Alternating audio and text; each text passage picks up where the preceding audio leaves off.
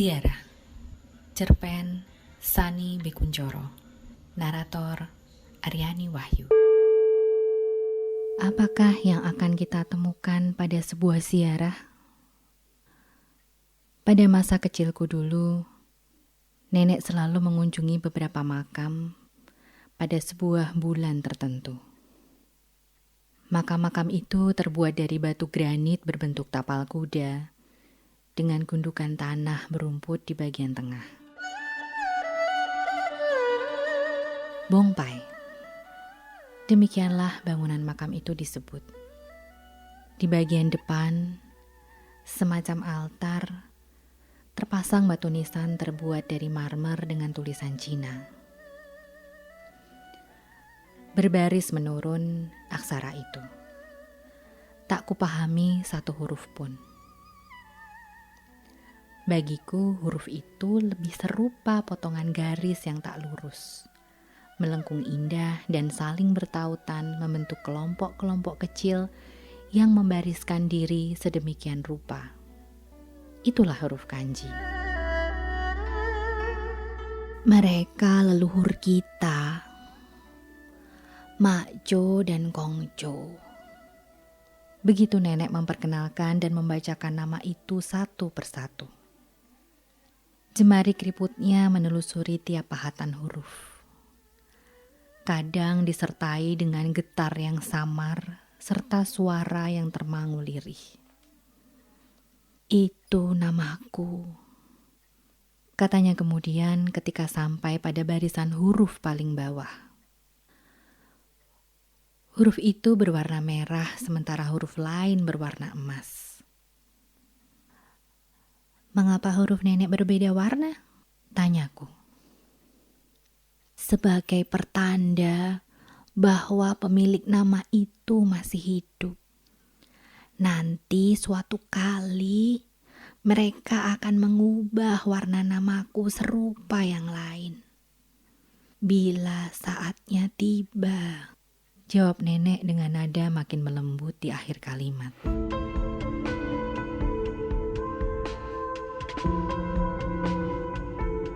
Aku tak terlalu paham ketika itu. Usiaku masih dalam hitungan sebelah jari tangan dan belum terpahamkan dalam diriku makna yang tersimpan pada kalimat bila saatnya tiba. Bahwa penggalan kalimat itu merupakan metafora dari sebuah kematian. Tak pula kumiliki pengertian konsep kematian manusia. Kematian yang saat itu kutemukan adalah binasanya nyamuk, semut, atau kecoa. Itu adalah pembinasaan yang kuinginkan karena kehadiran makhluk-makhluk itu sangat menggangguku. Gigitan nyamuk memunculkan bentol dan gatal pada kulitku. Dan semut kerap mengerubungi permenku hingga membuat siapapun tak hendak mengulum permen warna-warni itu. Kematian pertama yang kutangisi adalah ketika burung kenariku tergolek kaku di sangkarnya pada suatu pagi. Namun belum lama aku terseduh, ayah datang dengan kenari yang serupa di sangkar baru. Tangisku tak berlanjut.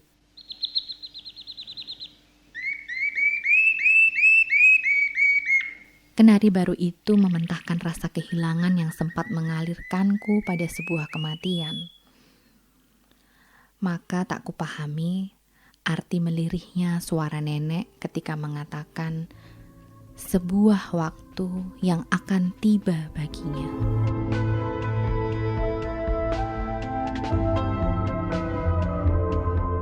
Tradisi ritual ziarah itu selalu nenek lakukan pada masa tertentu. Itu adalah masa cengbeng, masa pada hari ke-9 di bulan ketiga, Sagui pada perhitungan penanggalan Cina. Diyakini bahwa itu adalah suatu periode ketika penguasa langit membuka pintu alam lain di mana para arwah tinggal, sehingga arwah para leluhur bisa kembali ke bumi untuk bertemu kerabatnya yang masih hidup. Karena itulah ziarah kubur dilakukan pada bulan itu. Nenek selalu membawa beberapa sajian tertentu yang merupakan sajian kesukaan para mendiang. Sajian itu ditaruh pada beberapa mangkuk kecil, lengkap dengan sumpit, dan diletakkan di depan batu nisan. Nenek akan menyalakan dupa dan melakukan sembahyang dengan gerakan hormat yang takzim. Sojah, begitulah gerak penghormatan itu dinamakan. Sesudah itu dinyalakannya beberapa batang dupa untukku. Kau juga harus sembahyang.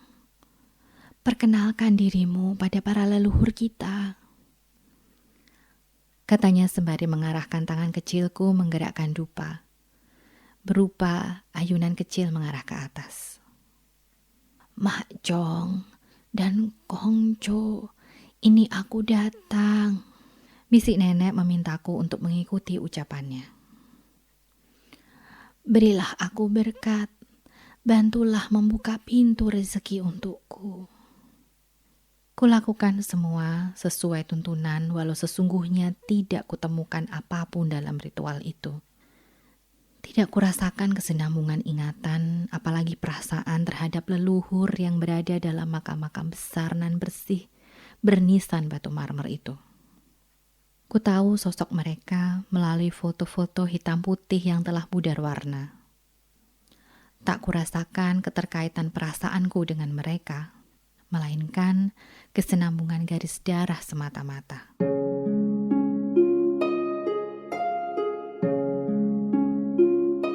Sesungguhnya, gerakan apa yang akan ditemukan dalam sebuah ziarah?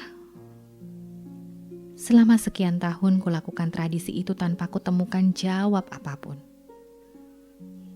Hingga pada suatu ketika, itu adalah sesudah nenek tidak terbangun dari tidurnya pada suatu pagi.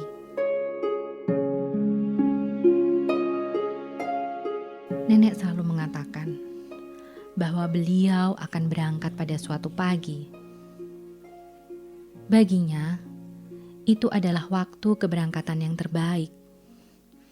Karena ada 3 rezeki dalam sehari, yaitu rezeki sarapan, makan siang, dan makan malam.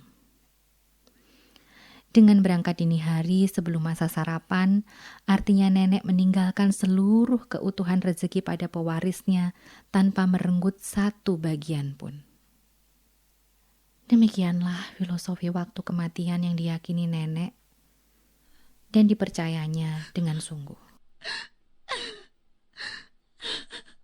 Aku menangis terseduh berhari-hari. Namun ayah tak juga membawa nenek baru seperti saat dibawanya kenari baru penghenti tangisku. Nama nenek di batu nisan leluhur itu berubah warna. Bahkan kemudian nenek memiliki batu nisan marmernya sendiri dengan namaku ada di barisan paling bawah. Setiap kali bulan Cengbeng tiba dan kulakukan ritual ziarah, maka yang kutemukan kemudian adalah jejak-jejak perjalanan pada sebuah masa silam. Seakan kulalui sebuah jalur perjalanan yang pernah kutelusuri pada suatu ketika yang kuhafal setiap kelok dan persimpangannya. Ketika kaki melangkah menjejaknya, maka setiap langkah menghadirkan kembali ingatan-ingatan yang berserak. Itu adalah ingatan tentang petuah yang dituturkan dengan lembut, tentang pijatan yang lunak pada kaki setiap malam menjelang tidur, tentang genggaman jemari yang menuntun. Jemari keriput, namun menyimpan hangat yang tangguh. Jemari nenek. Taulah aku, itulah sesuatu yang bernama kenangan.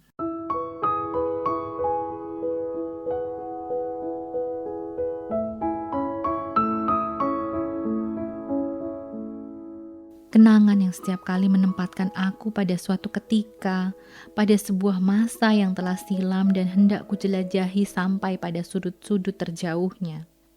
Sebuah masa yang selalu membuatku ingin kembali menelusurinya. Namun waktu selamanya tidak pernah kembali, dan disitulah rinduku bermuara. Tentang hal-hal yang tak selesai, tentang kalimat yang tak terucap, tentang perasaan yang tak terungkap. Maka ku temukan arti keberadaan seorang, bahwa sesungguhnya keberadaan itu lebih nyata justru ketika seorang telah pergi. Maka kerinduan akan berbaur dengan kepedihan, hendak meraih kembali yang telah silam.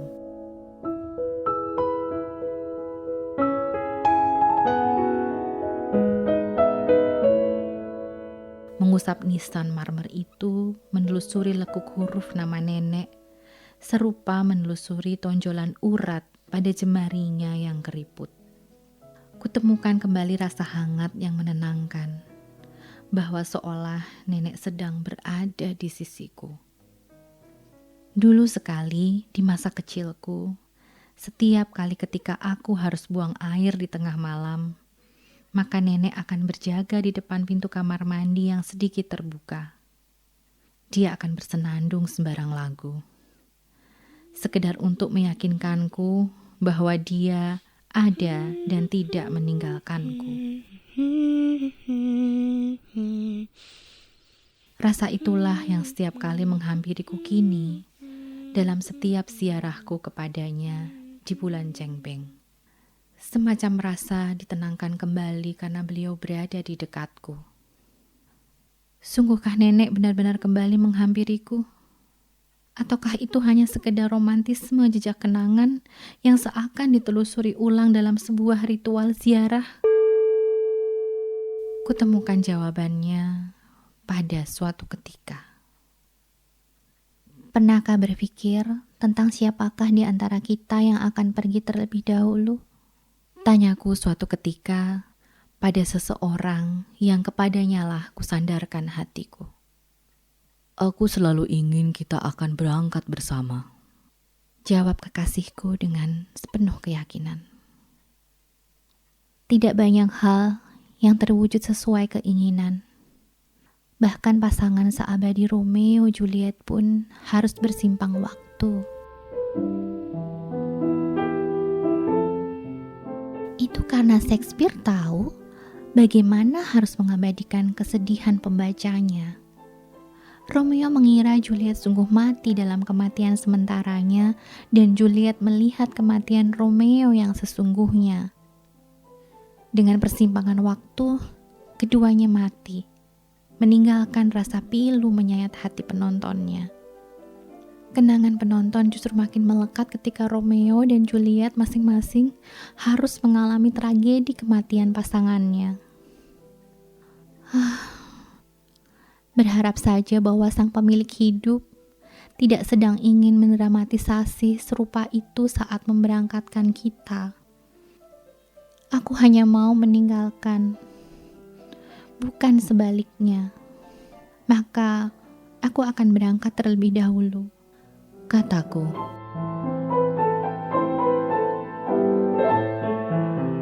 Kekasihku berpaling seakan tak hendak mendengar perkataanku. Bila itu terjadi, apakah kau akan menziarahiku? Lagi aku bertanya. Kekasihku tidak menjawab, melainkan memelukku erat. Pelukan yang sedemikian erat, bahkan lebih dalam dari pelukan kuatnya saat memasukiku.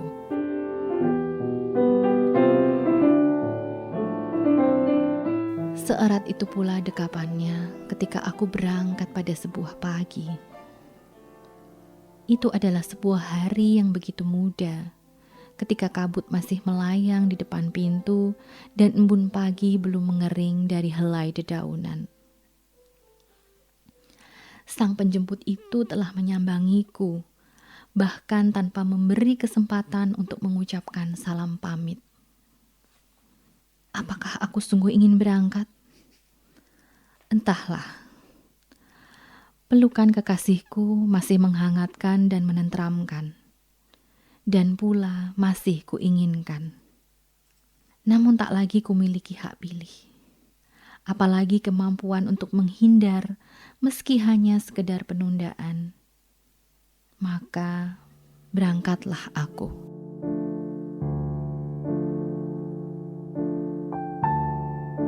Kutemukan jawaban dari semua ziarahku. Kekasihku datang. Dibawanya beberapa kuntum melati gambir. Agaknya ingin disuntingkannya bunga itu pada telingaku seperti yang kerap kali dilakukannya. Kusambut dia sepenuh hati. Kujemput langkahnya sejak di awal gerbang. Kurebahkan diri pada punggungnya saat dia duduk di samping bongpai. Mengapa tak kudapatkan kehangatan tubuh yang dahulu merambati punggung itu? Kupeluk punggung itu. Kucari-cari denyutan yang tersimpan di dataran itu. Menghirup alunan nafas yang dahulu pernah kupunya.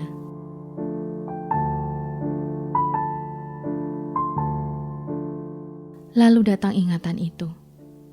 Tentang suatu ketika saat kami berbagi denyut dan nafas yang sama. Denyut yang terbagi saat mendaki sesuatu melalui suwung yang majis saat saling memasuki. Nafas yang sama dalam ketunggalan. Siapa berada di antara siapa? Apakah aku di dalammu? Ataukah kau di dalam aku? Aku terbawa dalam pusaran. Pusaran itu mengalirkanku pada suatu arus. Arus segala masa saat aku bersama seseorang. Diri kekasihku di dalam arus itu. Bersama kami dalam pusaran itu berputar serupa spiral. Berpeluk erat aku padanya. Bersandar penuh dalam pusaran kuat yang mengayun dan menggerus. Ada yang memudar kemudian. Dirimu kekasih atau justru aku? Kekasihku beranjak, terlepas dari dekapan. Aku terhuyung berpegang pada pelukan yang goyah. Jangan pergi, seruku menghadang langkah menjauhnya. Bahkan melati gambir itu belum kau sematkan pada rambutku. Langkahnya tak terhenti. Aku memburu, gerakku bergegas serupa melayang. Dia berhenti sesaat, menengok ke belakang seakan mencari sesuatu. Terhela nafasnya kemudian saat yang ditemukannya kekosongan belaka. Matanya nanar, mendapati melati gambir bergeming, tak terjamah. Kembalilah padaku. Aku memohon. Permintaanku bergema, terpantul dari helai daun-daun yang gugur melayang. Sampaikah salah satu pantulan itu kepadamu? Di kejauhan itu, sehelai daun menjatuhi pundaknya. Bergulir, kemudian rebah di ujung kaki berbalut sepatu. Lagi aku akan memanggil, ku cari daun gugur melayang. Namun gelengan kepala nenek serupa larangan tak terbantah. Mengapa? Tanyaku. Pusaran masamu dengannya telah selesai. Dirimu kini telah menepi dari putaran, sementara dia akan meneruskan sejarahnya sendiri. Tapi padanya kutemukan denyut nadi dan nafas yang pernah kupunya. Itulah ruang kosong saat sejarah bersimpang jalan.